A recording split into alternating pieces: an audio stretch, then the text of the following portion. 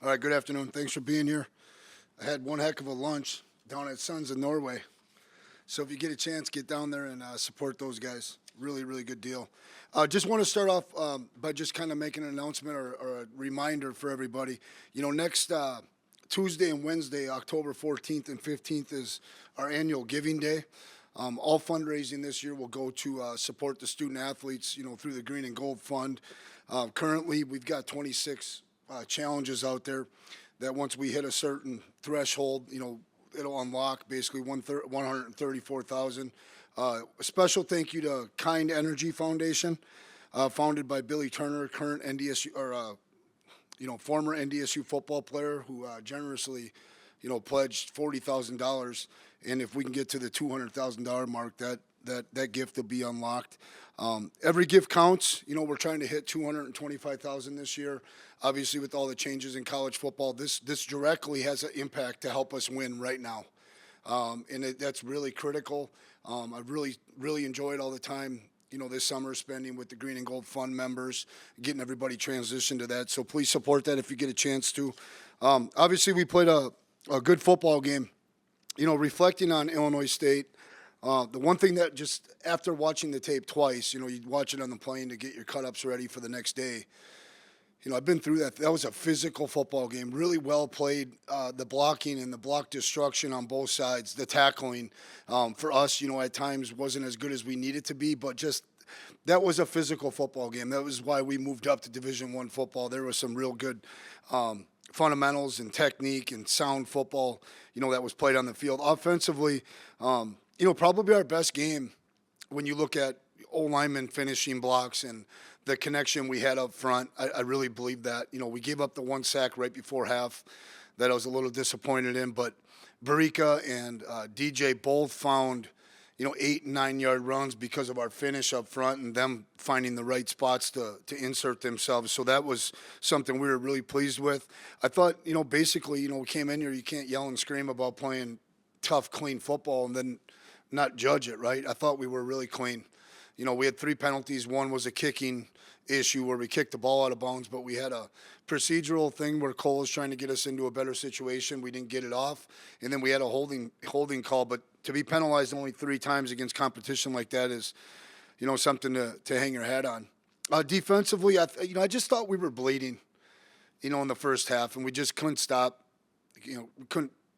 We couldn't rally or set the tempo. We couldn't really stop the bleeding in the first half. I think that they just were really effective on first down. I don't think they were. The numbers say so. We were below the Mendoza line on first down production, and then quite frankly on third down as well. That number did not reach our goals. But the second half, after playing 42 snaps in the first half, I think there was a lot of things that within the DNA of this program showed up. We don't put 4 fingers up for fun. The fourth quarter, we want to try to be the best, the most together team we can be, and then our pride and conditioning's got to show up. And I thought we were, or our conditioning was on stage, and I think our conditioning is in a really good spot based on how our defense played in the second half. We limited their explosive plays. We only gave up 2, which is critical. And then we got our 6, whether it's takeovers, fourth down stops or 4 and outs or however you want it, 3 and outs. That stat's critical. And then special teams, just not our best night, not productive enough. A missed field goal, a penalty on special teams, and so we were minus 42 in the hidden yardage area. And so, we'll take a couple questions on Illinois State once I introduce Southern. But I'd really like to get moving on to the Southern game because this is a hot football team led by Nick Hill, who's a really good football coach, and he's a good head coach. He's a damn good play caller. And he's back in the saddle now, and when they get rhythm and tempo established, make no mistake about it, this is the most confident, hot football team that we've faced this year. And I think it all starts with their quarterback, and I'm not talking about just his play, but his leadership. As he goes, this football team goes. Offensively, for us and for them, you're looking at 1 versus 2 across the board in the stats that matter. Points per game, total offensive production. And so it should be a really fun game for all of our fans. We want to play a 12 this week for sure. I think defensively it's interesting. it's almost like looking in a mirror now with Coach Prong. Spend some time here with our guys, and the one thing you see is just really sound, systems. Guys are in the right place. I see a secondary that's playing together. I think their linebacker group is playing well. They're physical. They're big. They get to the ball. They play hard. And then the D line, is improving. It's an improving group, and so that matchup. Offense versus defense and defense versus offense is going to be critical. The one thing I want to point out is they're +6 in the turnover margin as well. I think they've, gotten 5 fumbles and have several interceptions. And so this game should be an explosive one. And, they've got a bunch of good athletes. I mean, their running backs are solid. Vincent Davis is leading the league in yards receiving. Has 29 catches. He can go the distance. That's all over the film. The quarterback, their offense has 17 total completions of over 20 yards already, and several more that are in the big category. And so these guys are a fast, confident, hot football team, and we look forward to having them in here. And so, the charge to Bison Nation is to get in there and, support us. I'd really like to play with 12 people and cultivate an edge and get them out of their seats, play good football for them. With that, we'll open up for questions. Back to Illinois State for a second. Yes, sir. It seemed like after the game you were ready to get to the tape right now. And Yeah. I think your words was maybe there's some something that get their attention. No, what I commented on is just really eager to watch the tape. Like, why were we bleeding? Now it's 3 days later. Yeah. The five things that I was eager to kind of get my mind wrapped around, even when I remember kind of thinking about it as I was walking off the field, was PAT protection, our pass rush, were we fitting the run plays properly, and then offensively, I was excited to see, us kind of stretch and puncture, the outside zone play. The outside zone play, when I got here, I made sure Coach Larson, Jake, they all understood this isn't an overnight thing. It's kind of like the A-gap power. Over time, I never wanted to tell people to put it in and think it was going to be a magical play. It's a culture type play. It takes time. I was eager to see that. And then just, what did our grittiness look like in the fourth quarter? And so my takeaways after watching the tape, on the plane and then getting back in here on Sunday was, man, they had some pretty good calls in the run game, just meaning, they were well targeted for the look that we were in. Some of our supporting cast didn't quite get to the party fast enough, so that was evident. So we had some cracks there. I think defensive line-wise, we took some shots. Those guys, right, like TFLs, and they're taking some shots and some gaps, but we were getting widened at times more than we would like instead of getting our hands on people. Almost too much penetration, Jeff, at times. And that was causing some creases in there, especially with the escape lanes, with the quarterback scrambles. And then Barika was exactly what I thought. I'm telling you, we were in there, stretch, boom.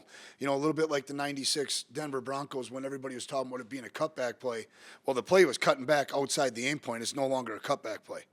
And so I thought those couple things were really good. PAT protection, operation was a little slow. A little better than what I thought. Eli missed the kick because he had it blocked, right? He pulled it away from the pressure off the edge. Better than I thought. It's interesting. Somewhere in there of those 42 plays that you play, for that not to be the result in the first half, you got to get one stop, right? We talk about third down on offense being opportunity down. On defense, it's money down. Well, every time you convert, it's chances of explosive plays and more plays offensively create an opportunity, and we just were bleeding and we just didn't get it tackled. And I thought, this is one of my longer answers, I guess, but I don't know that we identified what kind of backs we were playing good enough. And we made a strong point of that as a head coach and a defensive staff. Let's make sure the scheme that we're trying to run here fits what kind of back we're facing. These guys were downhill, one decision, one cut runners. And I just thought maybe game plan wise we were just a little off and we didn't have quick enough answers to try to get those guys to bounce laterally and splash the ball a little bit.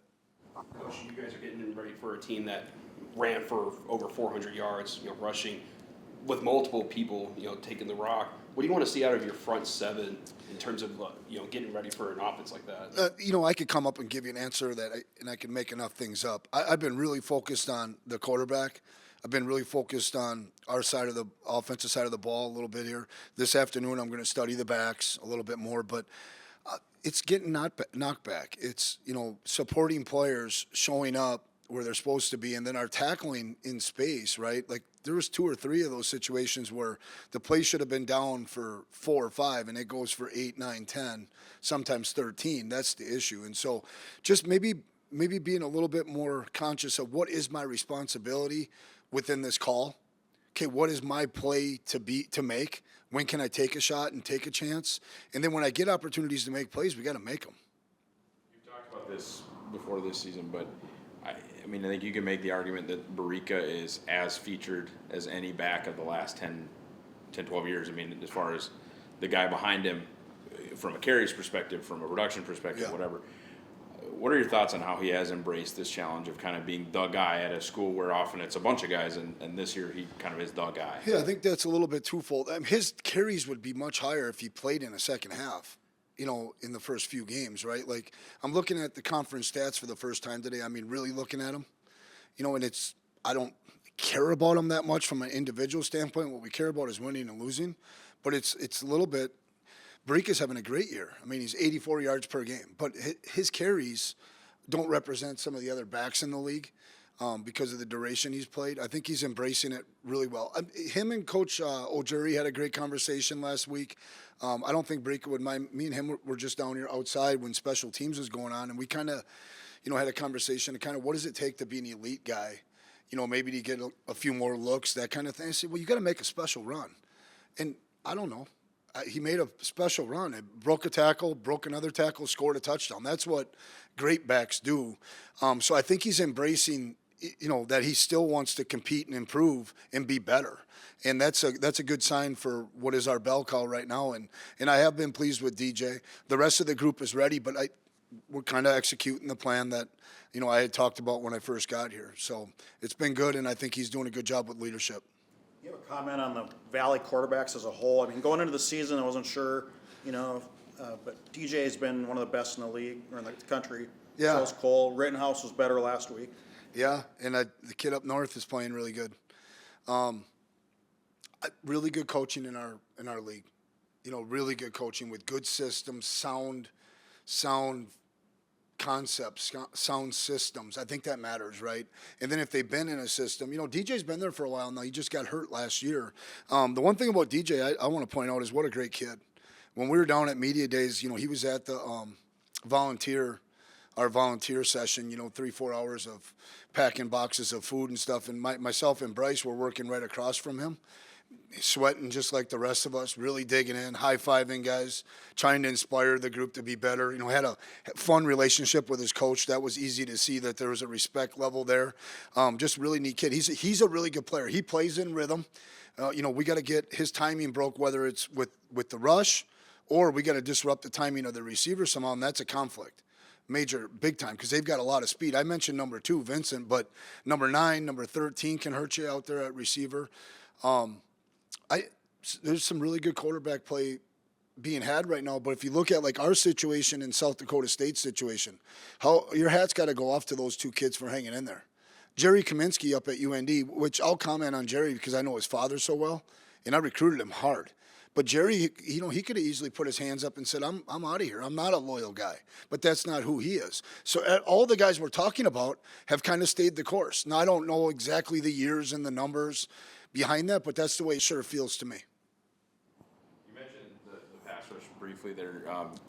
Where do you feel like you're at? I mean, you had a lot of production leave, whether it was graduation or whatever, but you had a lot of pass rush productivity leave from 2024. Where do you think you're at as a pass rush group now? I think we're right at that stage where we get the chance to judge it. A couple weeks here in a row, and then this game is going to be a good telltale sign. There's a couple more I mean, we're right in the middle of where we got to – I can tell you this, we were really tough on it as a staff. And we got to be a little bit better technically within whatever move we're throwing, right? If it's a bull rush or it's power, we got to play at better pad level. And we got to be gaining ground every step that we take instead of being kind of Fred Flintstone-ish. Does that make sense? Or when we're turning the corner, okay, can we get our toes pointed at the quarterback to collapse the pocket? We were really conscious. Our pass rush was good. It was. Because of the nature of what we were trying to do, we were trying to collapse the pocket. We were not trying to create big splash opportunities for that quarterback, and we're not going to be able to do that this week. DJ's got a 78-yard touchdown run okay, on the docket. That was a quarterback draw with passes, the one that we score on a lot. Okay, he hit that, and they call multiple quarterback powers. We got to keep this guy in the pocket. But I think our pass, I think Keenan and Duty have most certainly been just fine. They've put together as many rushes as we had at this moment in time last year, I believe.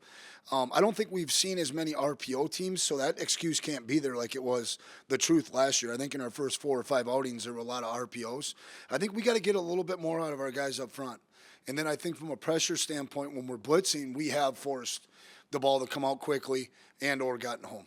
When you do have a mobile quarterback like you're facing, how much of that falls on the linebacker group? I think it starts up front with the D line.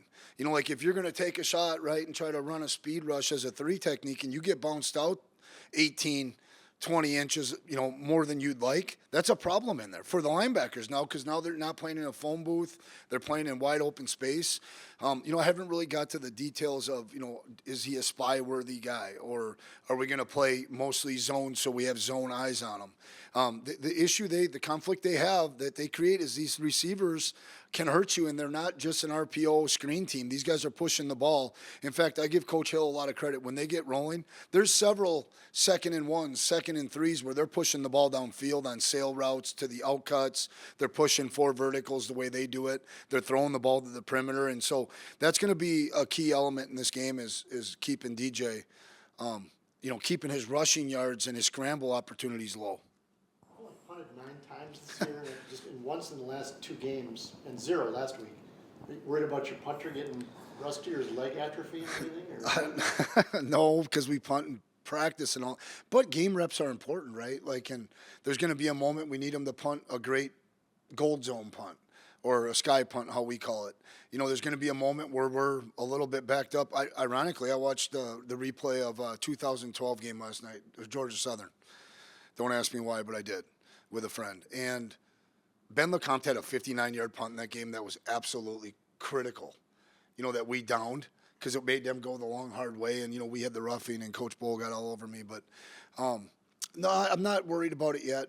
But I'm not exactly going to try to get him some reps either. So we'll just keep rocking along. But Aaron's been really good in practice. He's much better than he was 4 or 5 weeks ago. What do you think of these alums hosting position group dinners? Yeah, awesome. Thanks to last week was Stark and Satter, right? This week it's Clable and Steve Walker have the quarterbacks and the tight ends. I think it's one of the coolest things if we can hold on to it, right? We got to keep winning games, keep people actively wanting to be involved. But I didn't know the unintended consequence of the individual families that are having these players over. They have children, and they'd want to be around the Bison. And how cool is that, right? Or they invite some friends over, the kids' friends get to see them. And so we've had multiple people reach out. I think Pepcorn wants to do something with the O-line again. And so that's really neat. And I'll tell you this, too, like our radio show and the camaraderie that's happening there between our staff, myself, the BFPA, the team makers. I mean, there's some consistent folks that show up at that. I'm just really excited and really happy about the connection we have here in Fargo. So alums must make some significant investment in meat. That's right. Most groups are about 19, and Jeff Johnson's going to do the receiver group at some point, and I think that'll be the best one because he's got a golf simulator and all this other stuff. But no, it's not easy feeding the group. I have the leadership council over, and you're talking about 28 2-pound steaks. I mean, and taco bar on the side, and they clean it all up, so it's a good deal. Coach Cole's, almost 75% of his passes completed on the season, which would be the top in a Bison quarterback, season. What has impressed you the most about how he has embraced this role as the starting quarterback for you guys? His preparation. I just didn't know if it was going to be the same as Carson, the same as Easton, the same as Cam. It's better. I shouldn't say it's better. He does more. He's up there more than anybody I've ever seen. His demeanor never changes. I kind of once in a while want him to laugh or smile or, yell back at me or something, but he is level-headed and there's a burning desire to compete. I think he loves the challenge of quarterback grit and keeping the offense on the field. I talked to him a little bit about last week. I thought he splashed and ran for 2 times for 12 yards. Well, there were completions there that could have been maybe 15 or 16. And we'd like to really spread the ball around to these wonderful other players. And he kind of nodded, but just get a sense that he's a super competitive kid that's really conscientious of taking care of the ball. He has no turnovers. That's the most important stat. And he's really managing the run game really well. And then he got to a couple pass checks the last couple of weeks that can make us dangerous. That's when, okay, he's starting to own the system. The system is his. He understands that he's making it the best it can be each and every time out there. He most certainly is being a good CEO right now. He's finding profits on each and every play that he has a chance to. He was tough on Saturday night. A couple of those times he had to kick up out of things. He showed some real strength. Kind of in addition to that, or off of that, can you kind of speak to the way that Nathan Hayes has approached this whole thing, where, you know, you talk about these quarterbacks sticking around. Well, he's now in the same position as Cole, where his eligibility would tell you that next year is kind of his shot, and whether or not this was viewed as an open competition, it doesn't matter. But he's behind Cole. Can you kind of speak to? I would be really disappointed if I wasn't answering the question Jeff asked the same way. Like, man, what a guy stuck in there, hung in there. He's ready to go. He's playing well. At this time next year, I would anticipate Nathan Hayes playing really good football. He's preparing hard and he's getting sharper. He's ready to go all the time. You know, I said, hey, this week, you know, there's a little wind, right? I said, hey, be ready to throw the Hail Mary. Every time out there, you know, during a break, he was throwing the ball, and so he's been great.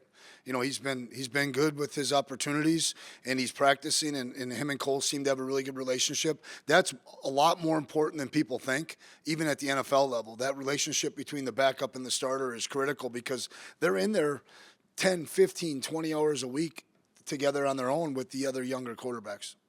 Talk about the pass rush a little bit earlier. How do you feel like Toby's come along this year and just Hey, generating Toby's playing pressure? fine. He's just people are aware of him. You know, there's been a couple chip situations. I think Toby has put together some really good rushes. He's been right there. I think quarterbacks are well aware that we have a good pass rush. I think that quarterbacks have done a better job of getting the ball out on time, not taking sacks from us, and that starts with Aiden Ballman. We had some good rushes, and he just was not going to get sacked. And I thought Rettenhouse, I thought he did a really nice job on Saturday of just getting rid of the ball. I'm comfortable with the amount of pressure we're getting there. I want them to be able to have the satisfaction of actually getting the sack.